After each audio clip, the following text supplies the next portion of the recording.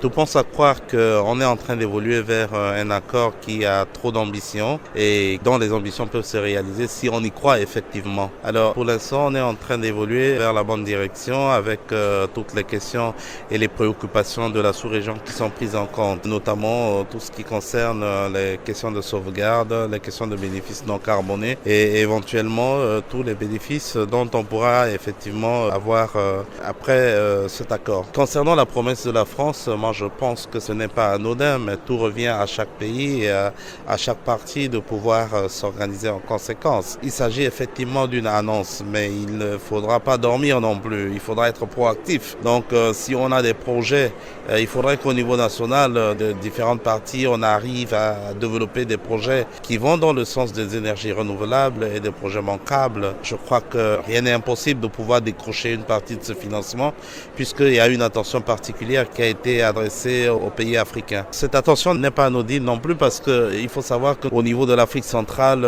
nos forêts constituent le deuxième massif forestier au monde. Si nous ne voulons pas détruire la forêt, il faudra bien qu'on trouve des activités génératrices de revenus en dehors de la forêt. Trouver également des sources d'énergie en dehors de la forêt. Alors essayer de trouver une substitution au bois de chauffe qui font en sorte qu'il y a destruction et déforestation abusive.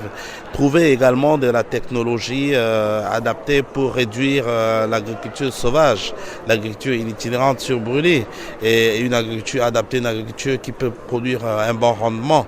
Donc un paysan, quand il a moins d'efforts à déployer et qu'il a beaucoup de revenus par rapport aux moyens qui ont été attribués pour faciliter son agriculture, je crois que toute personne gagne dans ce sens-là. Cela veut dire effectivement que si nous développons un programme cohérent, adapté à la réalité, adapté à nos besoins et que nous soumettons ces programmes à nos partenaires pour un appui financier, je crois qu'on peut effectivement bénéficier des financements qui ont été annoncés par la France.